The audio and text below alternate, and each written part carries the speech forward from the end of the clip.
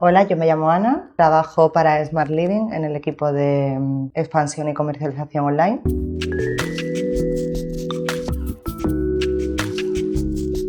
En Smart Living nos dedicamos al alquiler de habitaciones en piso compartido para media y larga estancia. Hoy en día nos hemos consolidado ya con 1.200 habitaciones en Madrid, Valencia y Barcelona. Básicamente haciendo una búsqueda de competencia, buscando nuevas vías de comercialización. Nos descargamos la aplicación como si fuésemos un usuario. Comenzamos a ver que todas las oportunidades que podía darnos de cara a abrir un nuevo canal de venta online.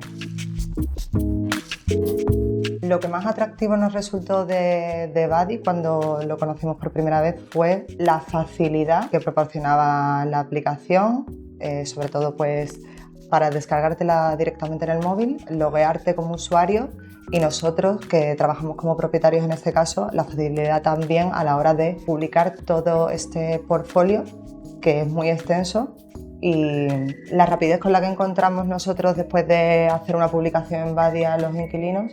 El sistema de reserva nos aporta total seguridad en cuanto a calidad del inquilino.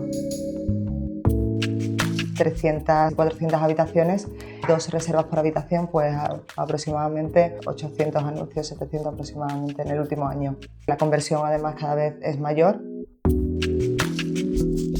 ¿Recomendaría Buddy a otras personas? Sí, porque han sabido adaptarse a las exigencias del usuario y también adaptarse a la otra parte, a la parte de los propietarios. Además, lo están haciendo con la tecnología que ahora mismo trabajamos nosotros diariamente.